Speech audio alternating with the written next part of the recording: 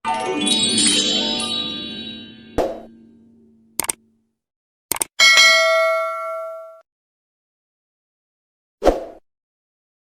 sa mga gustong kumuha ng Pag-ibig MID number, para sa iyo ang video na ito. Ituturo ko sa inyo ang step-by-step guide. So, keep on watching. Punta tayo sa ating ginagamit na browser. Search natin ang pag-ibig.gov.ph. Kung maraming lumalabas dyan, i-click natin itong nasa unahan. Itong My Virtual Pag-ibig Online Services. Then, mapupunta na tayo sa kanilang website, data privacy, then check natin ang box. After that, i-click natin ang Be a Member. So, may information na lalabas, i-click lang ang Continue para makapag-start na. So, andito na tayo sa online membership registration. Kailangan natin i-fill up ang last name, then first name, middle name, at kung wala naman po kayong middle name, i-check ang box. Then sa baba, ilagay natin ang ating birthday. Pwede nyong i-type or i-click ang calendar sign dyan sa gilid. Tapos scroll down natin, then ilagay natin yung code na nakalagay dyan sa taas. For example, 2NFW6. Pag okay na, i-click ang submit. So, dito na tayo mapupunta sa member info. At dito naman, ilalagay natin ang ating pangalan na makikita sa ating birth certificate. So, kung parehas lang naman sila at nung information mo dun sa taas, check mo na lang yung box. Kung hindi naman tugma, i-type mo lang dyan yung tama. So, unahin natin dito sa ating last name. So, type natin, scroll natin pagilid. Then, first name, tsaka kung may name extension kayo, so, ilagay nyo lang dyan. At kung wala naman, wag nyo na pong lagyan ng NA. Then, middle name. Dito naman sa gilid, kung wala kayong middle name, i-check nyo na lang yung box. Zoom out natin para makita natin. Then, dito naman tayo pumunta sa father information. Zoom in natin ulit. So, dito, kailangan natin ilagay ang last name, first name, name extension kung meron, middle name. Kung wala ring middle name ang ating father, i-check natin ang box sa baba. Pag na-fill upan natin lahat, dito naman tayo sa kabilang side, sa mother, maiden name. So, ilalagay natin dyan yung last name niya, first name, at kung meron din siyang name extension, at middle name. Hindi rin sa kanya applicable ang middle name, i-check natin ang box ulit sa baba. And i-review natin bago tayo mag-click ng next. So, tulad ng sinasabi ko sa inyo, pag wala kayong extension, huwag nyo lang lagyan ng NA kasi nag-error siya at hindi tayo makakapag-proceed sa next. So, balikan ko lang siya, i-clear ko lang yung NA na nakalagay. Saglit lang. So, ito siya. Clear ko lang. Tapos, click na natin ulit ang next. At dito naman tayo mapupunta sa other info. So, zoom in natin para makita natin yung ating mga pipil-apan. Unahin natin tong place of birth. Hindi siya nata-type. So, click natin ang may line dito sa baba. Yung may nakasulat na click to get place of birth.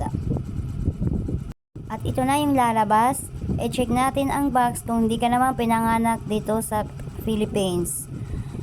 Dito naman sa baba, makikita nyo may nakalagay na select region. Pag-click natin doon sa may arrow, ito na yung lalabas. So, piliin nyo na lang kung saan ba kayo pinanganak. Doon sa baba naman, makikita nyo yung select province.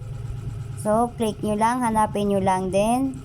At dito rin naman sa baba, meron ding select city or municipality. So, kapag okay na, i-click nyo na ang okay. Dito naman tayo sa baba. So, piliin nyo lang kung lalaki ba kayo or babae. Ayun siya, makikita nyo, male or female. Tapos, ilagay nyo rin yung height nyo in centimeter. So, for example, 5.2. Din doon sa baba, ang weight nyo, example, 50 in kilogram. ilagay nyo rin kung may TIN ID kayo, at kung wala naman, pwede nyo rin lagyan ng 00. Dito naman sa baba, kung may SSS ID number kayo or GSIS ID number, pwede nyo rin ilagay. May CRN number kayo, pwede nyo rin din ilagay dito sa baba. So, kung wala naman, okay lang din pong blanco yan. Dito naman sa gilid, wag na po natin galawin yan, okay naman po yan. Iban lang kung kayo ay voluntary na maghuhulog, ang makikita niyo po dyan ay monthly, quarterly at iba pa.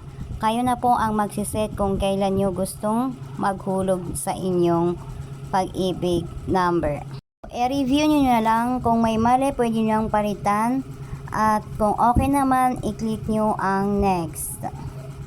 Naman tayo mapupunta sa address. So mapapansin nyo dyan, may permanent address tsaka present address. So kung parehas lamang naman yung address nyo, i-click nyo lang yung box dyan sa gilid na may nakasulat, check if same as above. Naman sa mga OFW, i-check nyo rin ang box na may nakasulat na check if abroad. Pagtapos na kayo maglagay ng permanent or present address nyo, may makikita kayo sa baba na mailing address.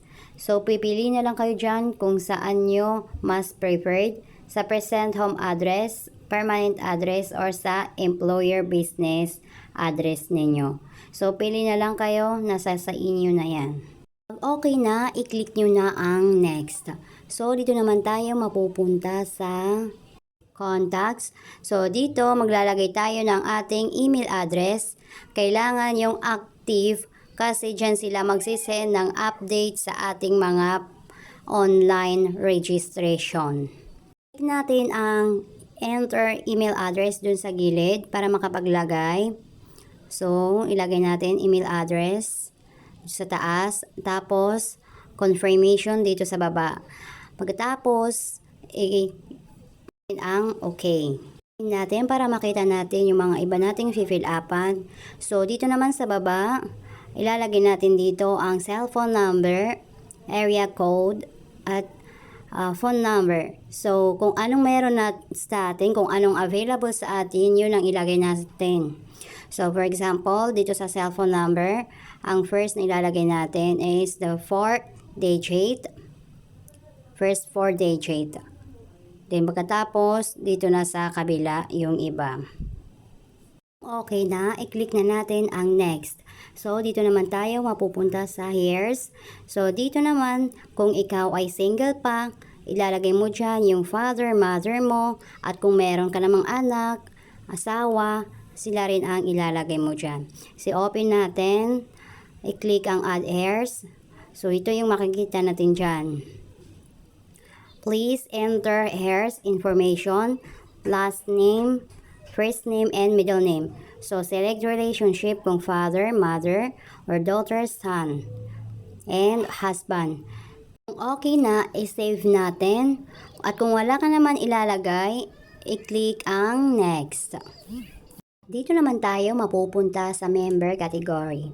Click natin ang arrow para makapili na tayo ng ating category. So, ayan yung mga lumalabas, employed private, employed government, at marami pang diyang iba. Scroll down nyo lang, then hanapin nyo kung anong kategorya ba kayo. Example, ang napili nyo is unemployed, not yet employed. So, pag okay na yan, i-click ang next. At dito naman tayo mapupunta sa employment history. Click natin ang add employment detail. So, dito tayo maglalagay ng ating mga past employment history. So, for example, ito, company name, office assignment, employer from, kung kailan kayo nag-start at kung kailan kayo nag-end doon, then yung address. Pag okay na, i-click nyo ang save. Kung wala naman kayo naging employment history, diretso na tayo sa next. Dito na tayo sa submit registration, at kung may gusto pa kayong i-review, pwede na namang i-click yung mga nandyan sa taas tulad ng information, other info, i-click nyo lang yan. At kung hindi naman, pindutin na ang Submit Registration. So, dito na tayo mapupunta sa My RTN. Tinatawag na RTN ay yung Registration Tracking Number. Yung number na nakalagay dyan. So, dapat meron tayo niyan para masabi natin na tayo ay successful sa ating registration. So, if in case na blanco naman po yung nakalagay dyan, pwede nyo po silang i-contact sa kanilang mga website. Alala lang po, hindi po ito ang ating permanent number. Ito po ay tracking lang. After 2 days po, saka na po tayo mabibigyan ng ating mga permanent MID number.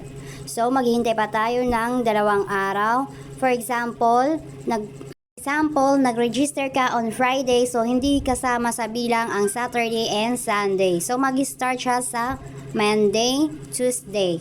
After 2 days, pwede na natin i-inquire kung meron na tayong permanent number.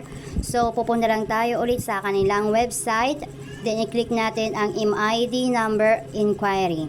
So, dito ilalagay natin yung tracking number natin, last name, then yung date of birth natin. I-click lang yung arrow. Hanapin natin. Then, pag okay na, i-click ang set. Bumalik na dito, i-click natin ang submit. So, kung in-inquire mo siya na hindi pa dumating yung 2 araw, ito yung lalabas. At kapag naman tinry mo siya, after 2 days, ito naman ulit yung lalabas. Ilagay lang natin ulit ang ating date of birth. At then, i-click natin yung submit. Yung lalabas ang ating permanent MID number. Yung ating huhulugan. At kung kayo ay employment, yan din po yung inyong ipapasa. Sana nakatulong sa inyo ang video na ito. Kita-kita tayo ulit sa next na video. Salamat!